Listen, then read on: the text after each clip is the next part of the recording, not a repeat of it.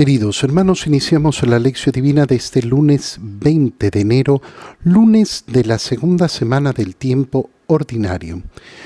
Por la señal de la Santa Cruz de nuestros enemigos, líbranos, Señor Dios nuestro, en el nombre del Padre, y del Hijo, y del Espíritu Santo. Amén. Señor mío, Dios mío, creo firmemente que estás aquí, que me ves, que me oyes, te adoro con profunda reverencia, te pido perdón de mis pecados y gracia para hacer con fruto este tiempo de lección divina. Madre mía Inmaculada, San José, mi Padre y Señor, Ángel de mi guarda, interceded por mí. Continuamos en este día lunes con la lectura de la carta a los Hebreos que hemos iniciado la semana pasada. Leemos el capítulo 5, versículos 1 al 10. Hermanos, todo sumo sacerdote es un hombre escogido entre los hombres y está constituido para intervenir en favor de ellos ante Dios, para ofrecer dones y sacrificios por los pecados. Él puede comprender a los ignorantes y extraviados, ya que él mismo está envuelto en debilidades. Por eso, así como debe ofrecer sacrificios por los pecados del pueblo, debe ofrecerlos también por los suyos propios. Nadie puede apropiarse ese honor, sino solo aquel que es llamado por Dios, como lo fue Aarón. De igual manera, Cristo no se confirió a sí mismo la dignidad de sumo sacerdote, se la otorgó quien le había dicho: «Tú eres mi hijo, yo te he engendrado hoy». O como dice otro pasaje de la Escritura: «Tú eres sacerdote eterno como Melquisedec».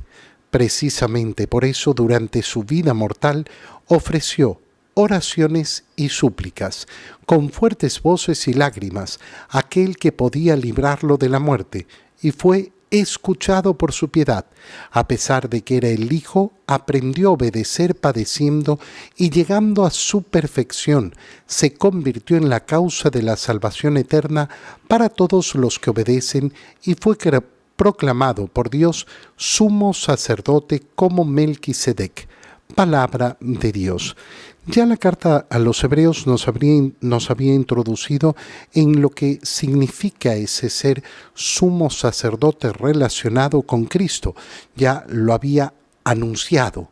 Jesucristo es el verdadero sumo sacerdote, el verdadero intercesor, el puente entre Dios y los hombres. Ahora, en este capítulo 5, aborda este tema, la carta a los Hebreos, de una manera mucho más profunda. Primero explicando en qué consiste ese ser sumo sacerdote. Ser un sumo sacerdote es, en primer lugar, ser un hombre escogido entre los hombres. No se puede ser sumo sacerdote si no se cumple con esta condición: ser un hombre. Para poder ser intercesor entre Dios y los hombres, ¿cuál es la condición básica? Ser un hombre. En segundo lugar, ser escogido. Y escogido entre los hombres. ¿Para qué? Para que pueda intervenir en favor de ellos ante Dios, para ofrecer los dones y sacrificios por los pecados. Esta definición del sumo sacerdote lo que hace es acogerse a lo que sucedía en la antigua alianza. Y, lógicamente, ese sumo sacerdote tiene que ser capaz de comprender, porque no puede ser intercesor entre Dios y los hombres si no comprende a los ignorantes y extraviados. ¿Y por qué? Porque él mismo está envuelto en debilidades.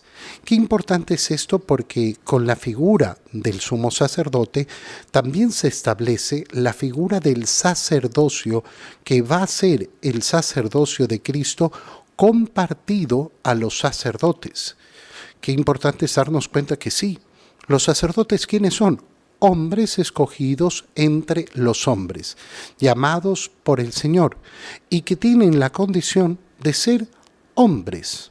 No podemos divinizar a los sacerdotes. Esta es una práctica que lamentablemente muchos caen en esa tentación de esperar que los sacerdotes sean prácticamente divinos.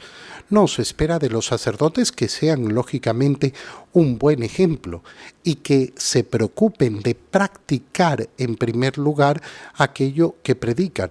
Pero nunca podemos olvidarnos de esa condición de ser hombres entre los hombres. ¿Por qué? Porque estamos envueltos en la misma ignorancia y en el mismo extravío, es decir, en las mismas debilidades. Continúa la carta a los Hebreos diciéndonos que por eso, así como debe ofrecer ese sumo sacerdote sacrificios por los pecados del pueblo, también debe ofrecerlos por los suyos propios. Es interesante ver cómo hay personas que incluso se sorprenden cuando saben que los sacerdotes también nos confesamos. Y claro, tenemos exactamente la misma obligación que todos. Todos los católicos tenemos la obligación de confesarnos mínimo una vez al año. Mínimo una vez al año. Esto es la norma más básica, así como todos tenemos obligación de ir mínimo el domingo a la misa y los días que estén estipulados de días de precepto para ir a la misa. Tenemos que comulgar mínimo una vez al año. Estas son las normas básicas y mínimas para todos. Obvio, a nadie se le recomienda vivir al mínimo. Y entonces, si todos los católicos tenemos que confesarnos mínimo una vez al año, a nadie se le recomienda vivir con una confesión al año, sino tener una confesión frecuente. Cada uno tendrá que establecer efectivamente cuál es la conveniencia de acuerdo a su necesidad y el estado de su alma y a su avance espiritual, de cuál será esa frecuencia. Lo más sano normalmente es no más allá de un mes cada confesión, pero de nuevo, aquí depende. Ahora, no me confesé en un mes, no tengo pecado, tendré pecado si no me confieso en un año. Y dentro de ese mundo, los sacerdotes también, lógico, también tenemos que confesarnos. ¿Y por eso qué tenemos que hacer? ¿Podemos acaso confesarnos con nosotros mismos?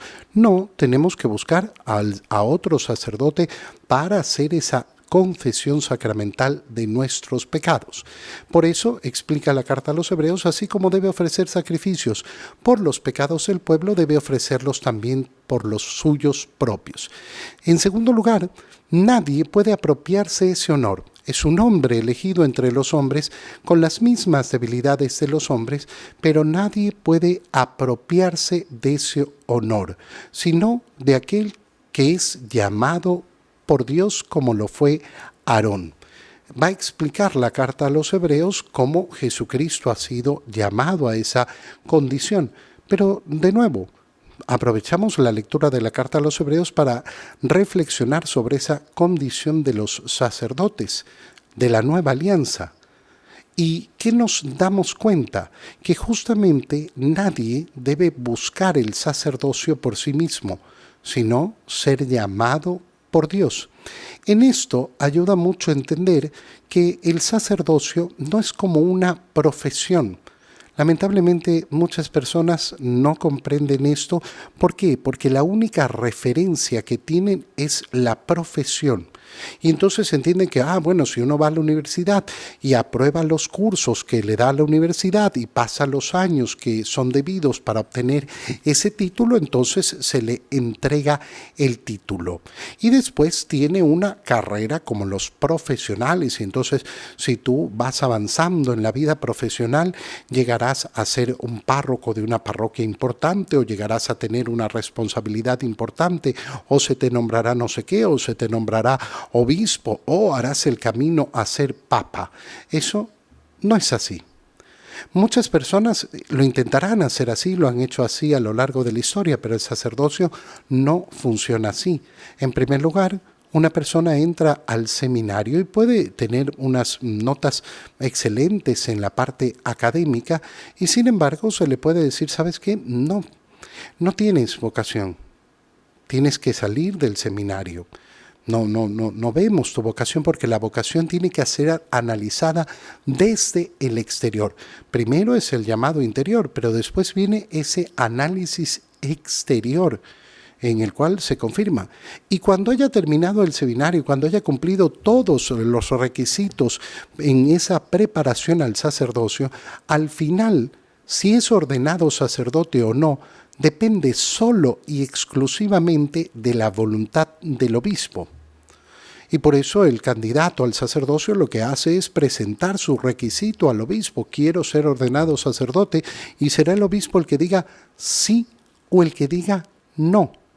No, pero ¿cómo? Yo ya cumplí con todos los programas y todos los estudios y tengo buenas notas. Pero al final no es eso lo que determina. ¿Y por qué?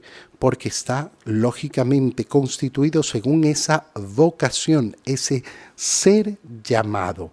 Cristo ha cumplido con esto. ¿Por qué? Porque no se confirió a sí mismo la dignidad de sumo sacerdote, sino que le fue dada por el Señor.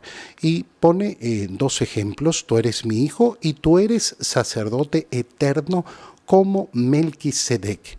Y por eso, durante su vida mortal, y aquí viene la parte más bella de lo que hemos leído, ofreció oraciones y súplicas con fuertes voces y lágrimas. Es decir, que Jesucristo se ha constituido como sacerdote no solo por el hecho de ser llamado, sino porque a lo largo de su vida ha ofrecido oraciones y lágrimas, pidiendo a aquel que podía librarlo de la muerte, y fue escuchado. Y a pesar de que era el Hijo, aprendió a obedecer padeciendo. Aprendió a obedecer. Sí, claro, nosotros cuando vemos la pasión del Señor, ¿qué es lo que vemos? Como el Señor dice: Padre, si puede pasar de mí este cáliz, que pase, pero que se haga tu voluntad. ¿Y por qué ha muerto en la cruz? Para obedecer al Padre. Y esto lo ha hecho desde toda su humanidad, para efectivamente convertirse en ese sumo sacerdote, en ese verdadero intercesor entre Dios y los hombres.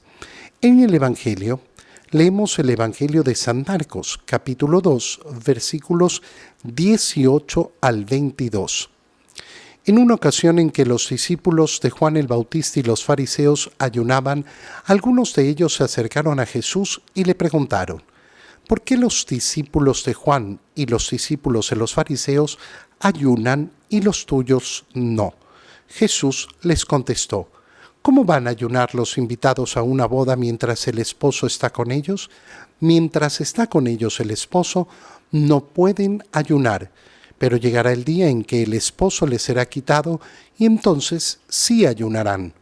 Nadie le pone un parche de tela nuevo a un vestido viejo, porque el remiendo encoge y rompe la tela vieja y se hace peor la rotura. Nadie echa vino nuevo en odres viejos, porque el vino rompe los odres, se perdería el vino y se echarían a perder los odres. A vino nuevo, odres nuevos. Palabra del Señor. Hay dos ideas en la lectura del Evangelio que acabamos de hacer, dos ideas principales. Primera cosa importantísima: recordemos que ayer la liturgia del domingo nos ofreció reflexionar sobre el tema del matrimonio. Y aquí en la lección divina ya hacíamos esa reflexión sobre la importancia de cómo Dios ha querido mostrarnos la nueva alianza en clave matrimonial. Y recordábamos justamente cómo el Señor utiliza como primer título referido a sí mismo, el ser el esposo. Ayer leíamos el libro de Isaías, y el libro de Isaías nos decía: ya no te llamarán abandonada, porque el Señor se desposará contigo, por amor a ti no reposará. Como un joven desposa a una joven, así te desposaré, refiriéndose a la nueva alianza. Bueno, ahora entendamos entonces la profundidad de la primera idea que nos presenta el Evangelio. ¿Por qué? Porque los discípulos de Juan el Bautista y los fariseos ayunaban. Y algunos de ellos se acercaron a Jesús y le preguntaron: ¿por qué? los discípulos de Juan y los discípulos de los fariseos ayunan y en cambio los tuyos no. ¿Qué es lo que está ocurriendo? Bueno, hay una práctica que es una práctica sumamente buena, que es la del ayuno. Estamos en el capítulo 2 del Evangelio de San Marcos. Estamos en el inicio del Evangelio de San Marcos. Y entonces le preguntan al Señor esto. Y aquí viene lo que te decía. El primer modo en que Jesús habla de sí mismo, porque les contesta, ¿cómo van a ayunar los invitados a una boda mientras el esposo está con ellos? Fíjate cómo el Señor se está refiriendo a ese momento, no solo a la cruz, sino a ese momento en que ha empezado su vida pública, a ese momento en que Él ya está en medio de ellos, es decir, que este momento se hace extensivo hasta su encarnación como la boda. ¿Por qué? Porque la nueva alianza se constituye con toda la venida del Señor y con todas las acciones que realiza el Señor. Llega a su culmine en la pasión, en la muerte en cruz. Pero todo, desde el sí de María hasta la ascensión al cielo, forma la constitución de esta nueva alianza. Y por tanto, está diciendo, están ya en la boda. No es que van a estar en la celebración de la boda. Y entonces, si están en la boda, no pueden ayunar los invitados. ¿Por qué? Porque el esposo está con ellos. Hace una referencia entonces preciosa el Señor. Mientras está con ellos el esposo, no pueden ayunar. No es el momento para el ayuno. Pero llegará el día en que el esposo les será quitado y entonces sí ayunarán. ¿Qué está diciendo el Señor? Está diciendo, miren, ustedes tienen una práctica y está muy bien, pero ahora estamos entrando en una nueva dimensión. La reflexión primera que tenemos que hacer delante de esto es, lógicamente, reconocer ese título que se da el Señor a sí mismo. Él es el esposo. Y qué preciosura es justamente este título. ¿Por qué? Porque entonces nos muestra cuál es la relación que quiere tener con nosotros. Quiere tener una relación de amor, quiere tener una relación de entrega, quiere tener una relación en la cual nosotros respondamos de la misma manera, es decir, con amor y con entrega. En segundo lugar, es una relación íntima, profundamente íntima, la relación del esposo con la esposa, que se basa en el conocimiento del uno del otro. Se conocen y porque se conocen y porque se van conociendo más a lo largo del tiempo, el amor crece. Y entonces empieza la segunda idea, porque la segunda idea, el Señor dice, miren, nadie le pone un parche de tela nueva a un vestido viejo, por una razón obvia. ¿Cuál es la razón obvia? Que la tela nueva tiende a encogerse. Y entonces si yo la he agarrado a tela que ya se ha encogido, ¿qué va a suceder? Que la va a rasgar. Fíjate cómo está introduciendo la idea de tela nueva. Lo mismo sucede con el vino nuevo. No se lo pone en odres viejos, sino que se lo pone en odres nuevos. ¿A qué suenan estas palabras? Bueno, a cómo el Señor está explicando justamente la nueva alianza. La nueva alianza tiene similitud y viene de la antigua alianza, por supuesto, pero resulta que tiene un elemento de nuevo, la novedad, que no va a calzar del todo en la antigua alianza.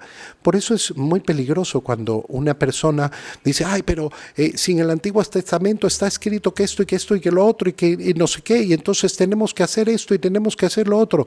No voy a entrar obviamente en todos los detalles que pudiéramos entrar.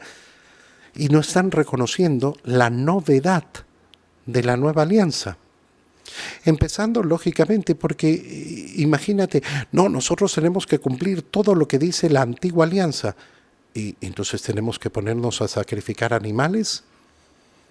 No, la nueva alianza no implica el sacrificio de animales, porque hay uno solo que es la víctima, que es Cristo. Esto nos habla de esa capacidad, además de tener el corazón abierto a lo que es necesario cambiar y transformar. ¿Qué es lo que no se puede transformar? No se puede transformar la moral, no se puede transformar la enseñanza de Cristo, no se puede decir que Cristo no habló de esto ni de aquello. No se puede decir, ay, no, es que yo no creo en el infierno, yo no creo en el demonio, bueno, entonces no creo en Cristo. Pero respetando siempre la doctrina de Cristo, nosotros tenemos que tener el corazón suficientemente nuevo para poder transmitir el mensaje en todos los tiempos y poder acoger todas las novedades necesarias para la transmisión de ese que es el único mensaje de Cristo. Te doy gracias, Dios mío, por los buenos propósitos, afectos e inspiraciones que me has comunicado en este tiempo de lección divina. Te pido ayuda para ponerlos por obra. Madre mía Inmaculada, San José, mi Padre y Señor, Ángel de mi guarda, interceded por mí. María, Madre de la Iglesia, ruega por nosotros. Queridos hermanos, que el Señor los bendiga, los cuide y los proteja en el nombre del Padre, y del Hijo, y del Espíritu Santo. Amén. Un feliz día para todos.